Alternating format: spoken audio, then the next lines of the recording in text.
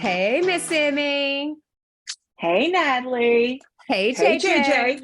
Oh, Look at us. We got excited. Everybody missed me. double. Did you notice that? That was I double. know. Oh my gosh. That was double. Oh my That was goodness. Ladies, I am so excited. Today we have an awesome guest. I know. Somebody showed up. I'm so excited. I love it when they show up. Yes. Emily. Yeah.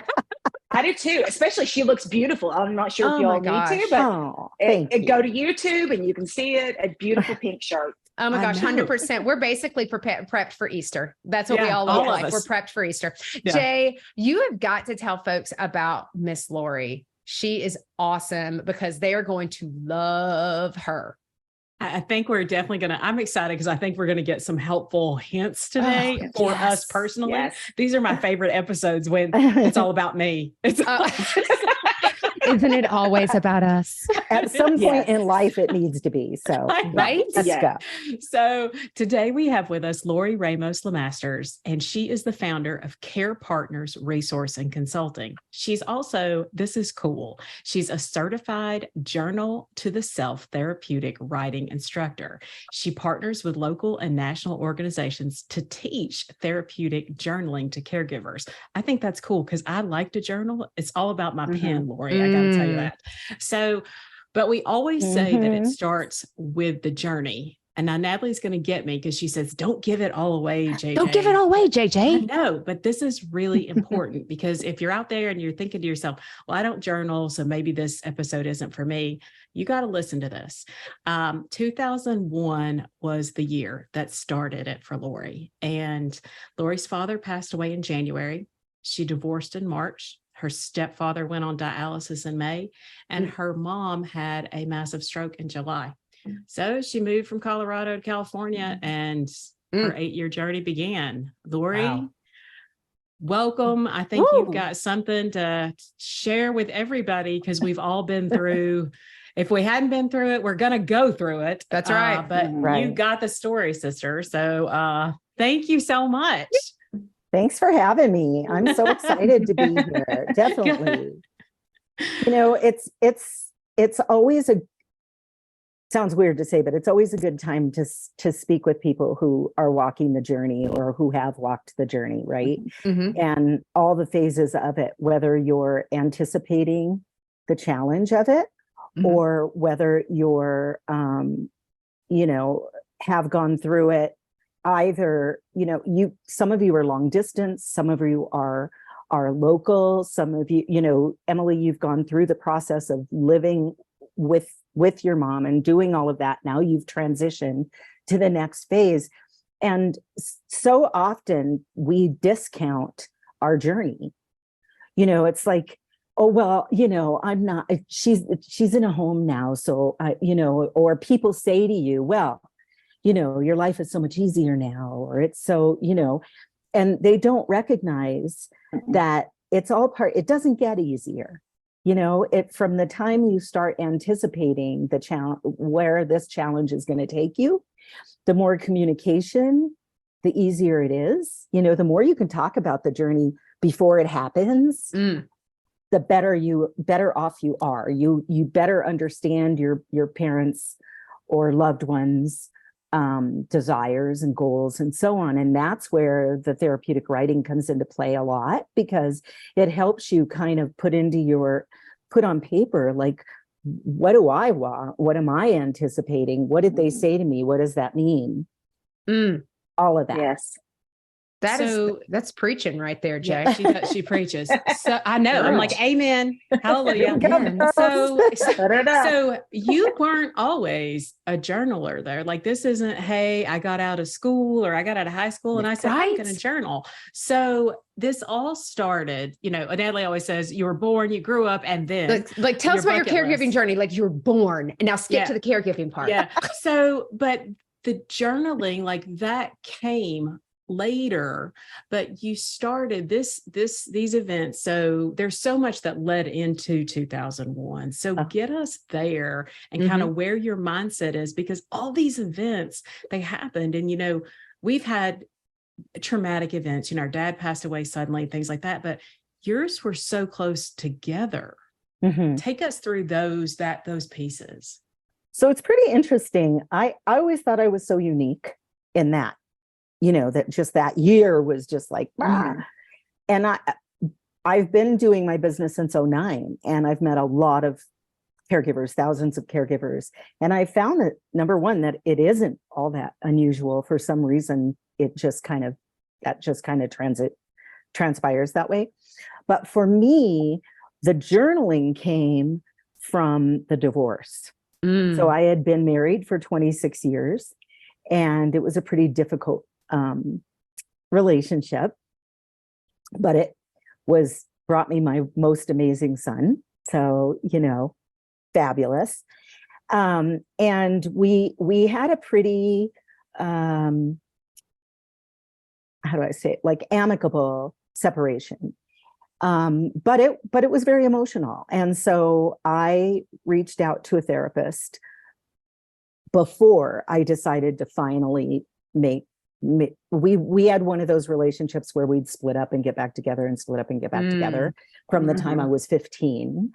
And, oh, wow. Was this a high school, like sweetheart kind of situation? This is not even the right podcast. People are like, am I talking about this? But we're like, don't worry, we'll get to caregiving. Hold on. Keep going. Yeah, right. And then what happened? It was. And so, it was really difficult to finally make that decision. So I reached out to a therapist at this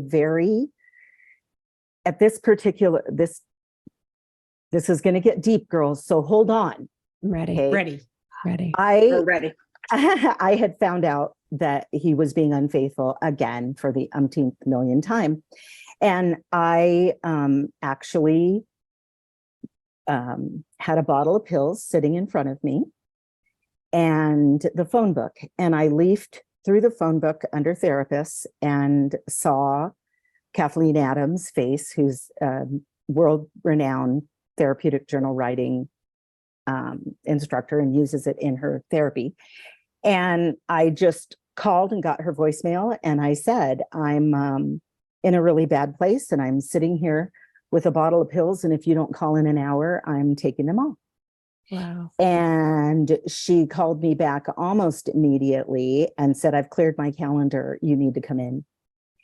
And so that's where our relationship began. And she helped me with, traditional therapy, but also utilizing the therapeutic writing to help me get deeper into why it was so difficult for me to leave this relationship, why I had mixed emotions about, like, everything is deeper than the surface. Of course. Absolutely. Oh, absolutely. Right? Especially in the caregiving journey, we had relationships with these people, right? Some positive, some negative, overarching. It's probably all positive, but sometimes they'd say something or do something and the tone of their voices just sets you off. And it's like, why did I react? Oh, preach. Right? Emily, she's preaching again. You're like, did you say that to me like that? Exactly. It's like, hey, tone, right? So everything is deeper than the surface level because, we've got a lot of layers to us by the time we reach this age in life. That's true. We're all onions. And sometimes there you go. Sometimes we're blooming, right? Girl, that's the truth. As in fried. Yeah, we do. Thank you, Outback. Outback, we love fried blooming onions, Outback. Distraction. Sorry, Lori. Sorry about that, Lori. Yeah, sorry, got distracted. You said onion, and I said onion, then we went blooming onion, and it went totally downhill from that point. So anyway, going into therapy, so you start working with her, and this is before your mom and stepdad get ill, and you had this tool that had already supported you in being able to get through the next transition in your life. Because it hurts me when you said a bottle of pills in front of you. That hurts my heart for you. I think there's so many people out there who have felt like, is it better?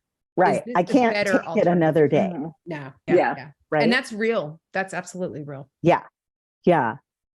And so, through that process, it led me to being able to actually communicate with my ex-husband and just say, this is what isn't working. Mm-hmm. Funny, all the same things weren't working for him. And so we had a very amicable separation and divorce. And then, so I moved out, I moved into a separate room at the end of 2000. We stayed in the same house, moved into a separate room. Then I lost my dad, January 2001. Well, again, layers, right? My dad and I had a very conflicted relationship.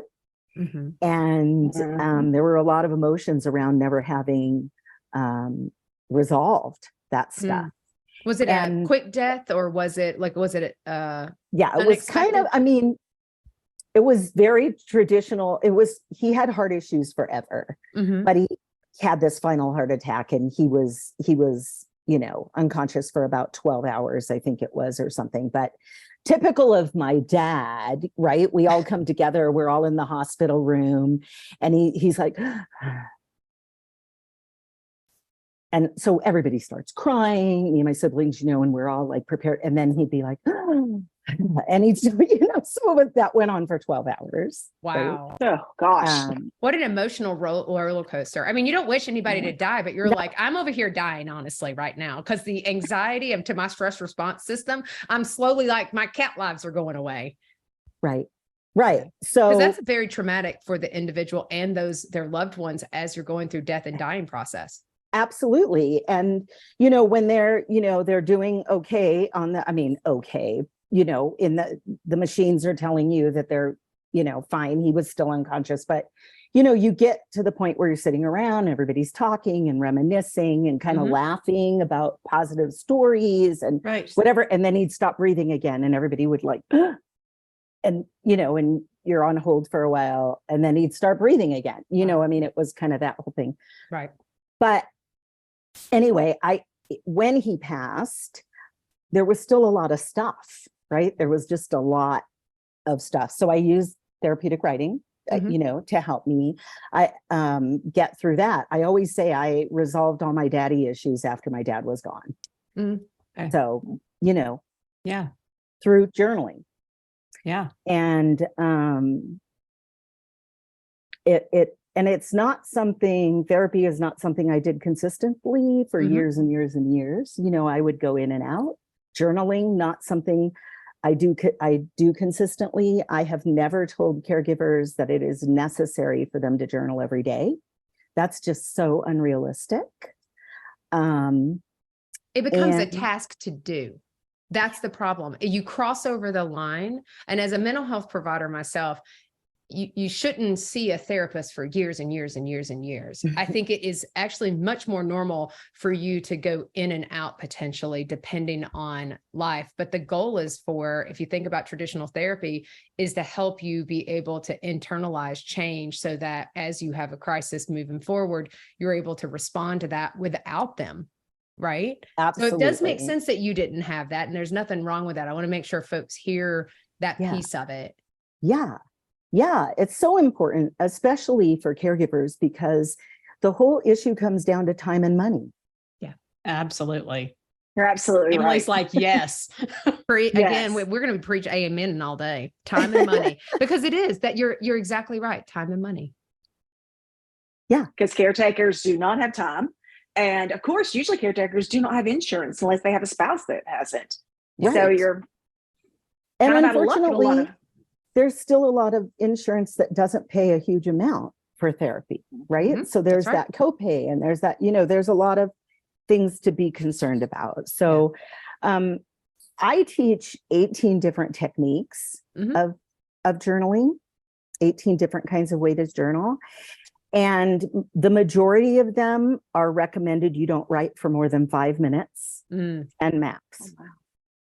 So you use the journaling though in different phases of your life. And so you've kind of walking through your caregiver experience. You've had life happen to you.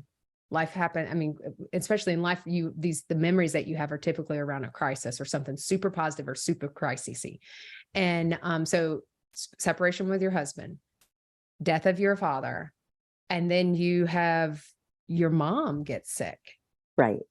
And talk about turn your life upside down. So what happens? So tell us about that. Okay. So in the middle of that, my stepdad went on dialysis. So my mom was his caregiver. Right. Okay. And, I moved to Colorado, but they were still in California. Mm-hmm. And so I was getting how she was doing on, every few day phone calls, and I could tell she was stressed, and I could tell she was trying to manage the whole getting him to and from dialysis, and, he was losing weight, and, her emotional take on all of that. But I had siblings in California. And so and she had a huge network of very close friends. I wasn't all that worried. And then when I get the call telling me that she had survived a stroke, it was shocking. And when I made the decision, so I called my son and I was like, I think maybe you should stay here. I'm going to fly home, figure out what's going on. And while I was there, the doctors were saying, she's never coming home. It's a pretty massive stroke. You need to start looking for a place for her. And so my siblings were out diligently looking for somewhere to put my mom.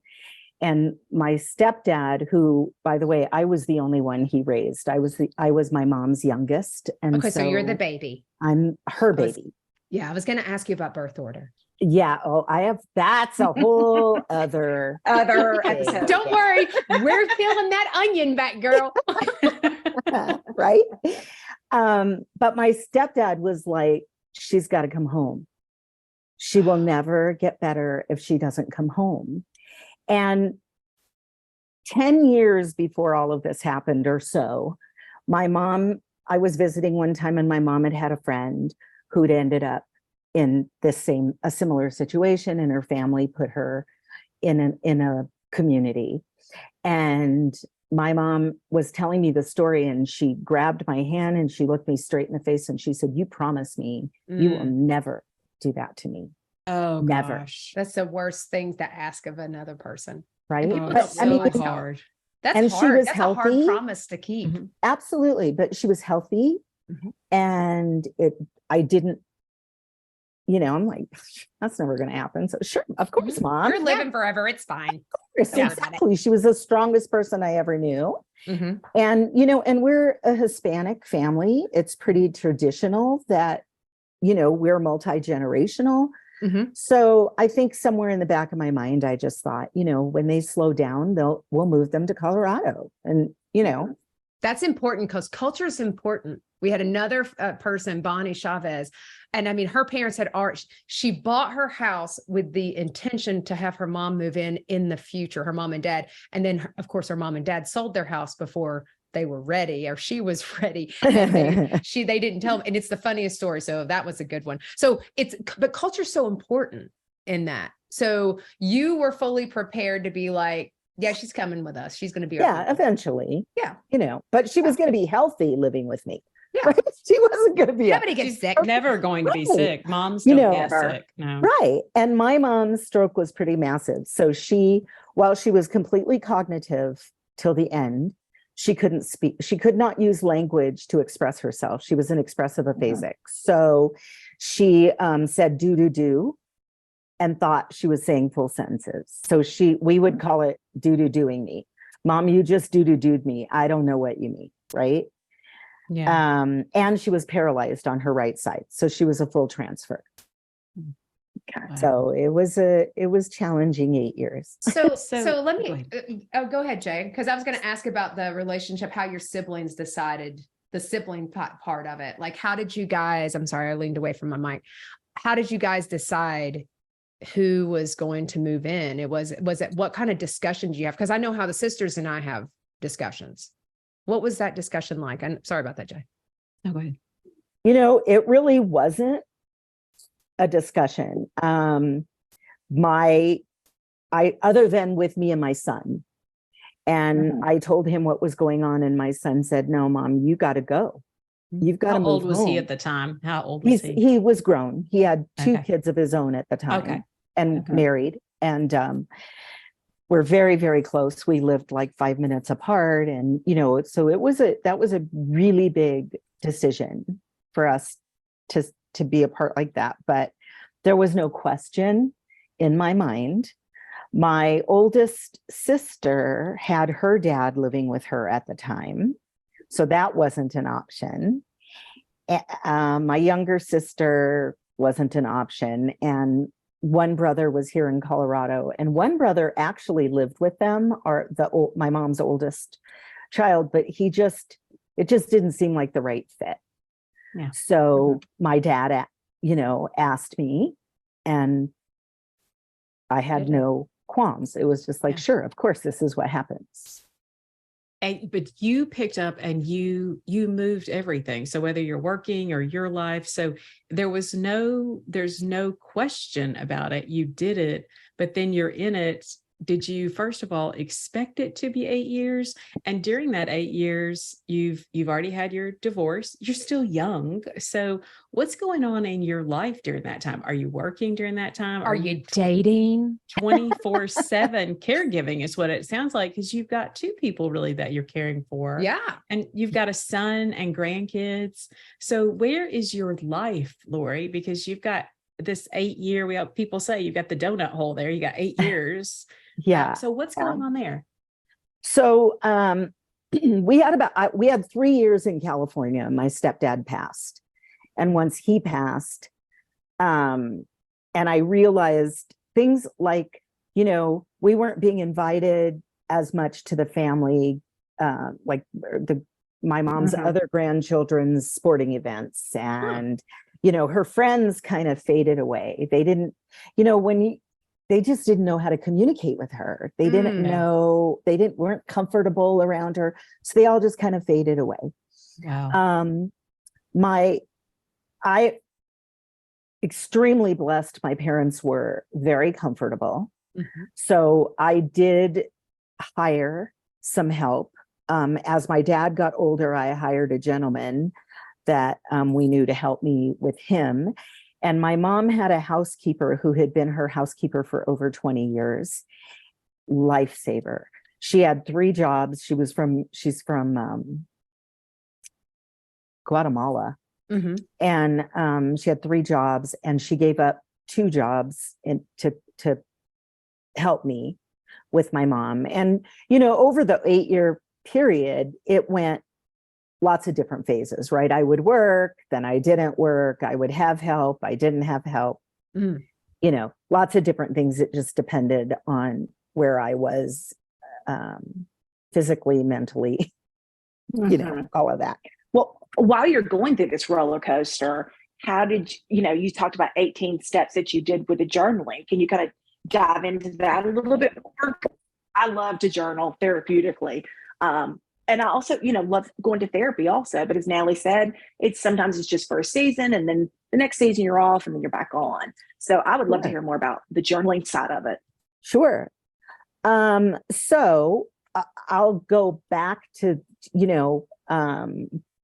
the whole before the caregiving, like dealing with my dad's situation. One of the journaling techniques is called dialoguing.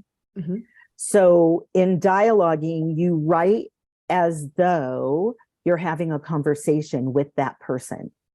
Okay, so you begin with a question like, why didn't you ever tell me I was beautiful? Right. And then you go, and that's me. Why didn't you ever say I was beautiful? Then you go, Dad, of course I told you that, right? And then me, blah, blah, blah. And you write it like a script. You just write the whole conversation. That particular type of a write takes about 25 minutes, because the first 7 minutes is very contrived, feels uncomfortable, but you just kind of keep going with it. At 7 minutes, your brain shifts, and you actually will notice a change in your writing, a change in the flow, and it just, starts going. one of the key things in Journal to the Self which is the type of journaling that I teach, is you do a feedback write. It's meant to get you to get to an aha moment. So the first time when you're writing initially on the page, you're getting all that.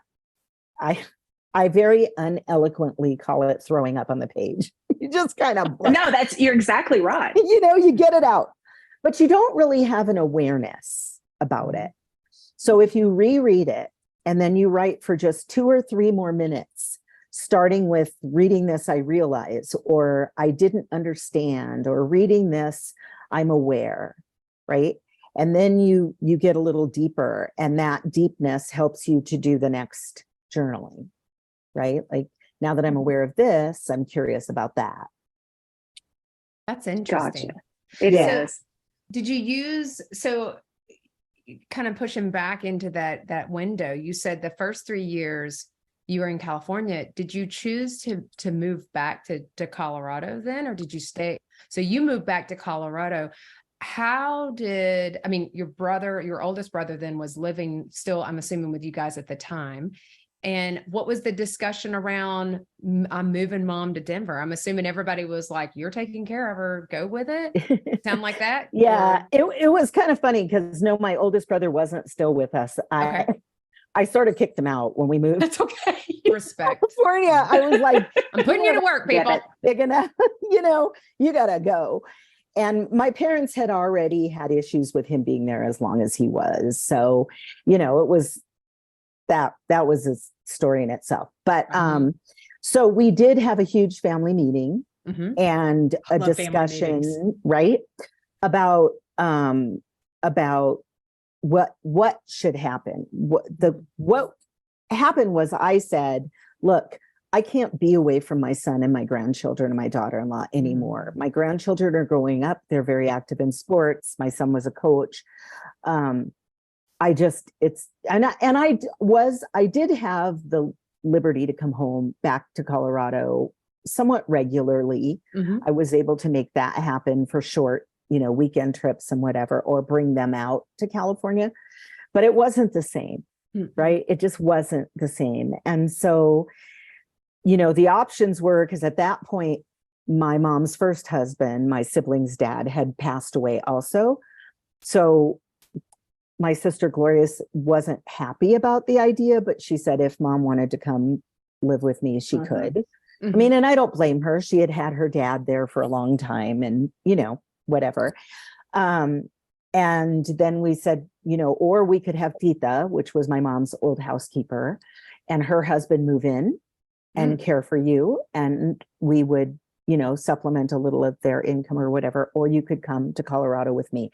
No doubt, no question at all. My mom was like, I'm coming with you. Wow. So we were like, okay. You win. It was great. Yeah, because you needed that. But it's interesting because she clearly felt that you were a good, strong foundation for her. I always said growing up, my sister Gloria was her mini me. My sister Susie was the problem child. And I and I was her best friend.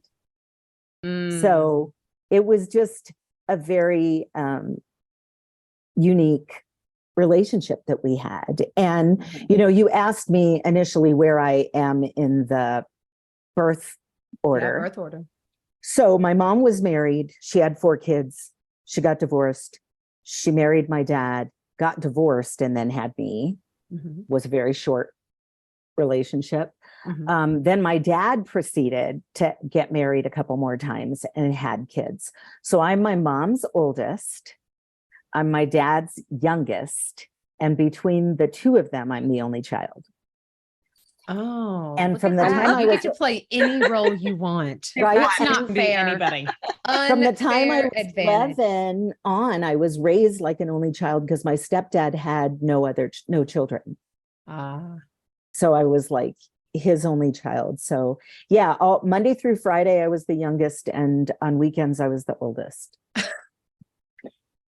You getting to be multiple. Like, I don't know what I don't know what exactly I am. So you guys pick up and move to Colorado. And so that's for 5 more years. Yeah. You do that. Now, did you have a home in Colorado? Because I've started asking people about where they live, because the one thing we've figured out really quickly is aging in the community. Our housing is not always aging friendly or disability friendly, all ability. I don't like to use the word disability, all ability friendly. So did you have your current home? Did you have to look for a place? Were there things that you had to look for and be intentional? What was that like?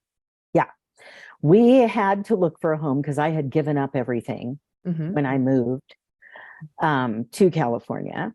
And so we had to find a new home. And we retrofitted the new home to accommodate my mom's needs. So again, you know, we're really blessed. Most caregivers don't have all of those opportunities to make it. We were able to retrofit her bedroom with a roll-in shower, and you know, it was very, very well designed. So yeah. I think that's important. And that's one of the reasons I just bring it up, because I think it makes it harder. So as our listeners are kind of as you're thinking about your next home, as you think about where you're going to live, think about if you didn't have all of your abilities or all of your faculty, what makes it a little bit easier. And it sounds like it made it easier, the simple acts of being able to roll in the wheelchair to be able to support your mom. Because you said she's 100% transfer. Yes. And so I'm assuming then you also had someone who supported you, actually supplemented in the caregiving responsibilities in Colorado as well. Yeah, sometimes. Yeah. Yeah. And it was difficult. I mean, I remember once transferring her into the shower and we both fell, and I ended up breaking my ankle. So she was fine.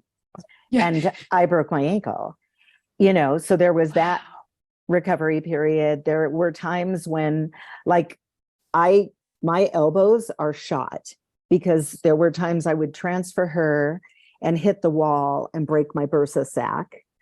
And, you know, I mean, the physical things that you end up with after caring for a loved one, aside from emotional, you know, I mean, people just you just don't even understand. Yeah. It's a lot. And this is the other important piece. You had no formal training on how to be a caregiver, correct? I just wanted to make sure you were. Sure, I did. I was a mortgage broker for 30 years. Absolutely. Exactly. Banker background. Absolutely. I was trained on that every day. Yeah, exactly. I mean, and I'm assuming your mom's insurance, or there wasn't anything for somebody to say, hey, you're doing caregiving responsibilities and we're going to come in. We're a service that comes in and teaches you how to be a caregiver for your parent so that we can support them remaining in the community. I'm assuming that was available to you, right? Oh yeah, of course. Well, you know what? Because it's not. I will say, we were so lucky in this whole thing, because my mom was at lunch with friends in Malibu with my dad. They were planning their next big trip with friends when she had her stroke in a restaurant.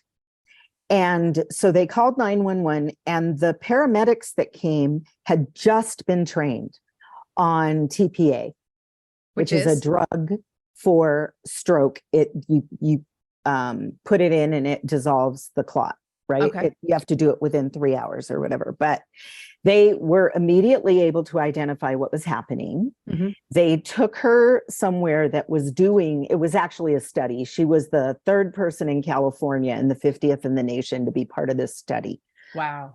So they took her to a hospital that was doing the study, which was a part of UCLA. Once they got her stabilized, they took her to UCLA, where she was for a couple of months.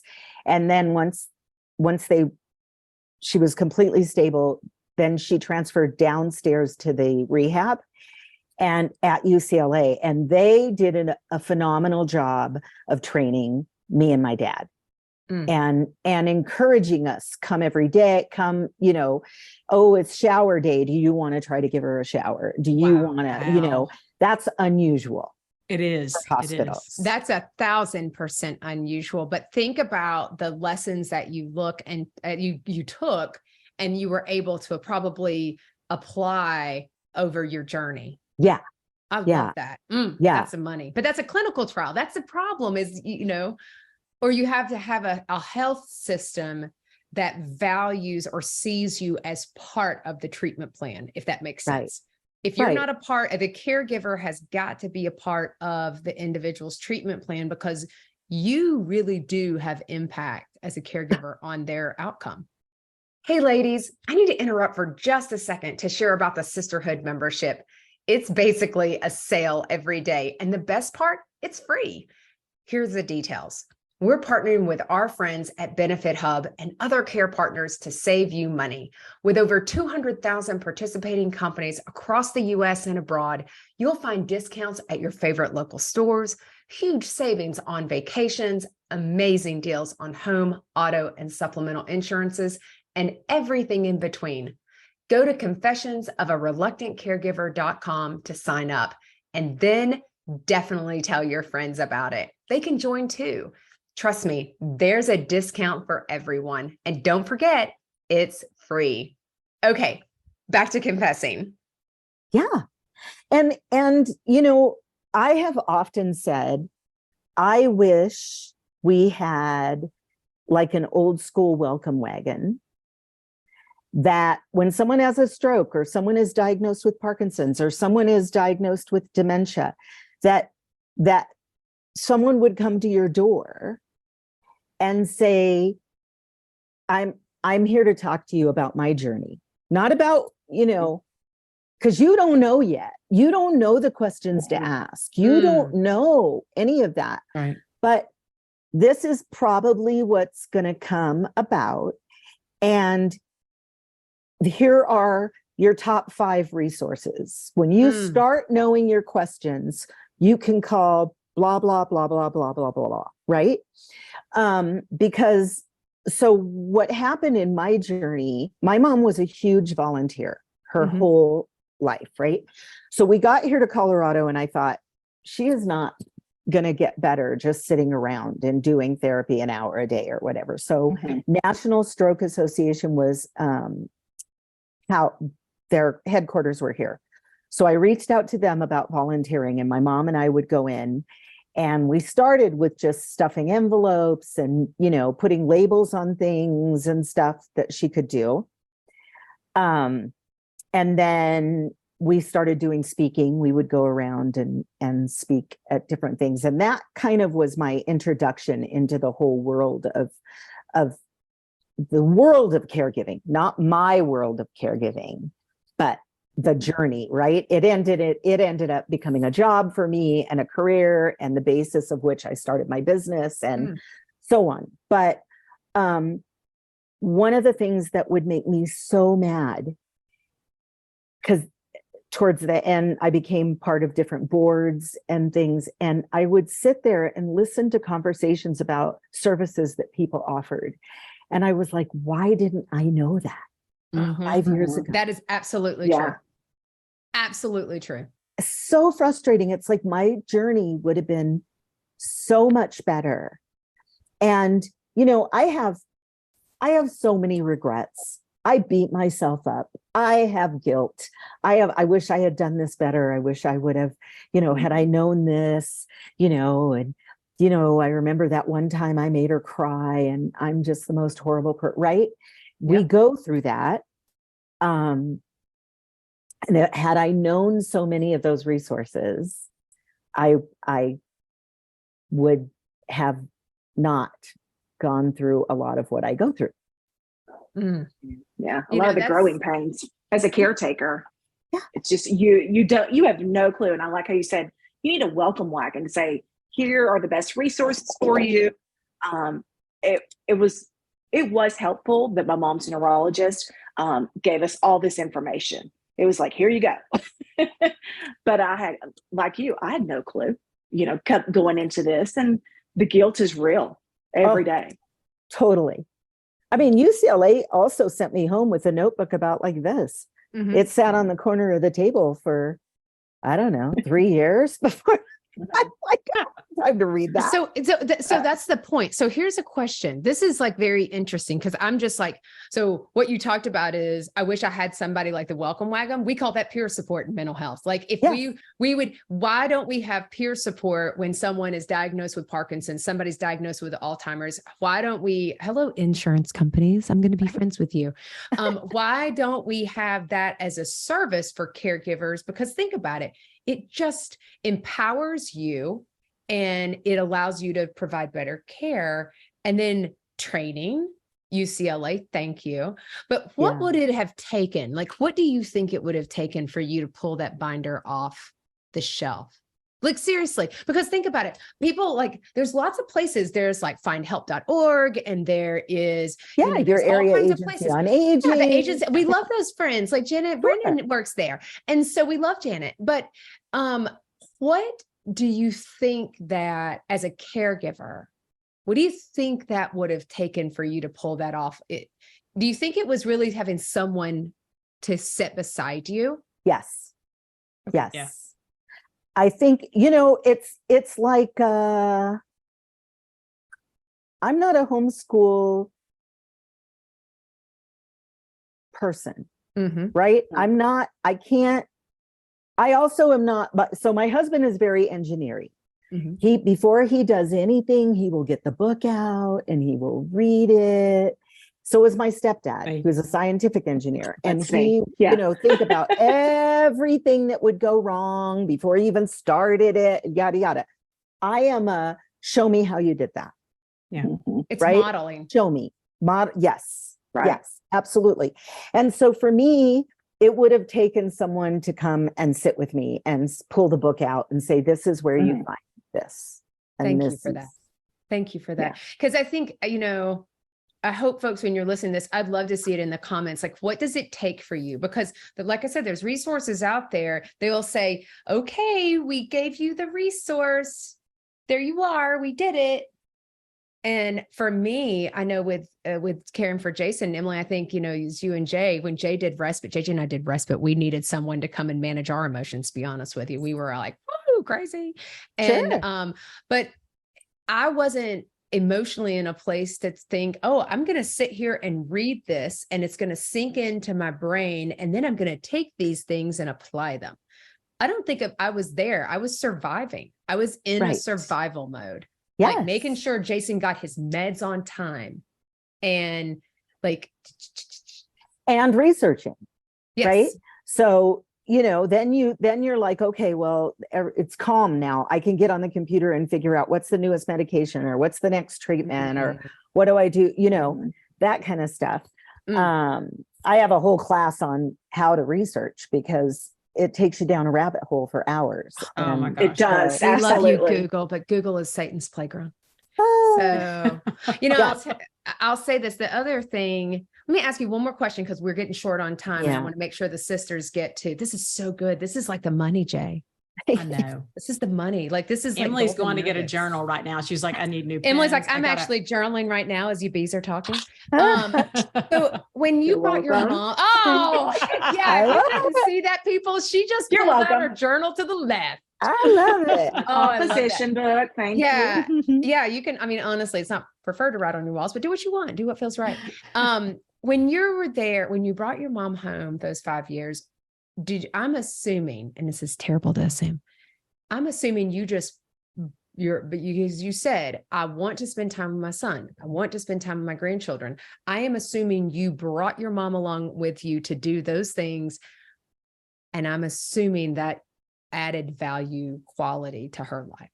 Yeah, absolutely. I mean, my son coached my grandson in baseball.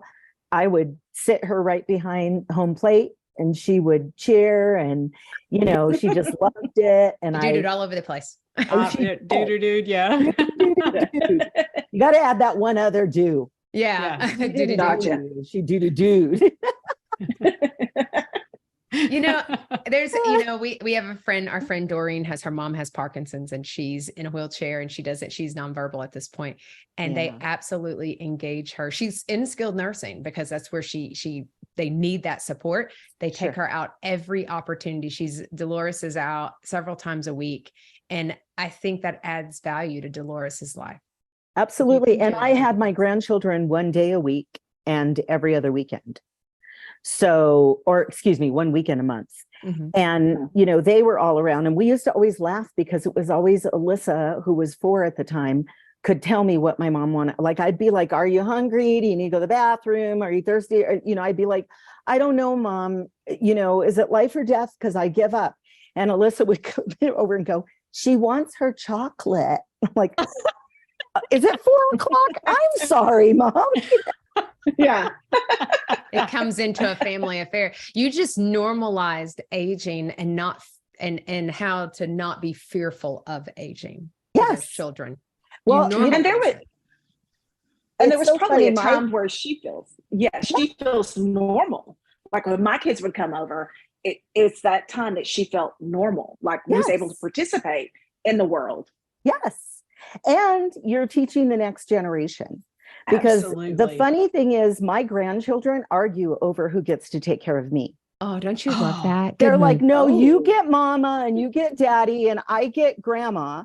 And I'm like, nobody gets me. I have long-term care insurance for a reason. Yes. I don't want anybody to have to go through what I went through. And they're like, too bad. Hot commodity over here. All right. So I'm going to transition this because I want to make sure the sisters get to ask our questions. But man, Lori, we love you. We love you. And I feel like we need to do like a Facebook Live with you so we practice our journaling. I know that's what cool. I think that would be so cool. I'm thinking that like we just, cool. Exactly. That's I'm like, Emily, we got to get her on. Okay. Yeah. So let's go to sister questions. And I am going to start with baby sister first. Emily, what is your question? My question is like your story, your life is so interesting. Right. How did you get, I'm not going to say the end because there's never an end with caregiving. You're always carrying something with you. But your mom, of course, is she still living or she eventually passed away? No, she passed. She passed. Sorry about that. So how did you transition to that next phase of your life? Well, a lot of journaling. And, within the last year of my mom's life, I started my business. Mm-hmm. So, and my mom was way on board with it because my promise to her was that she didn't go through this for nothing. Something positive would come out of it. Mm-hmm. And my business was that. And so that has been my mission forever. Mm-hmm. And that's sort of why I wrote the book, because the book is just like the next transitional phase of that to get in people's hands. It tells my story, but then it's also a journal workbook and it's got info in there. So that's how I got through it for sure. Yeah. Oh, I feel like I'm getting all teared up. I'm getting choked up. Okay, JJ, your question. Okay, so Lori does have a book. First of all, I love it. I love it out there. It's called "You're a Caregiver, Not a Saint," and then it says "Yeah, right," which of course my Southern accent, but right is WRITE. So I want to make sure we get that in. We'll have it in the show notes. But I have a fun question because I do like to journal and I doodle. So here it is. Stop your Twizzler thing because nobody sees this. So this is can you see it? Put it right. Oh my gosh. That's a lot of pens. Okay. I love it. So here's my question. What is your favorite pen to write with? This is my silly question. Oh, no, that's not what silly. Color? Like, do you do colors or what do you do? No, you know what? I actually use a tool, gel pen. Okay. It's a tool, TUL. Tool. We're all there. You can sponsor us, Tool. I feel like we're all there. Emily, do you have a tool pen too? Oh, we've all got these great gel pens. Oh, yeah, they're great. They're really I gotta get on Amazon. Dear Tool. Tool is going to sponsor this episode. And also they have the best date like planner. Oh, that these things come out. And you can just, and then, I have years and years and years of my day planners from caring for my mom, because you do so much in a day, right? And you just need to keep it all somewhere and keep, and then you need your notes and whatever. So I have found out of all of them that I use, this is the best one that I found. So these are Lori Lemasters recommended tools. No pun intended. Okay, got it. That was TUL, as in this is her. TUL? This is our Southern. Her tool is tool. So, oh man, this is so okay, good. Natalie. Okay, it's your turn. Okay, I got less than 3 minutes. Okay. Lori, this is my favorite question. What is your favorite guilty pleasure? That there's so many of them. It's okay. The one that you just like, I'm doing it with no one else. Share not. Okay. I like the combination of a nice, dense chocolate cake with a good port. Ooh. And you have to put it all in your mouth at the same time and let it, it's quite, well, you girls all have to, I can't say what I tell my girlfriends. Oh, it's better than sex, isn't it? I always say it's the big O in your, it's just like, this is the best. Yes. That's the big O in your day.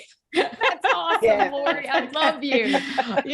We've had chocolate frequently, but we've never mixed chocolate. We've had Maker's Mark and things like that. We've never mixed chocolate with a port. So I think we're going to have to I think we got to talk about that later. And we got to add that. It's decent if you do a piece of chocolate, but a dense, thick chocolate cake. You got to do it. Got it. Oh, man.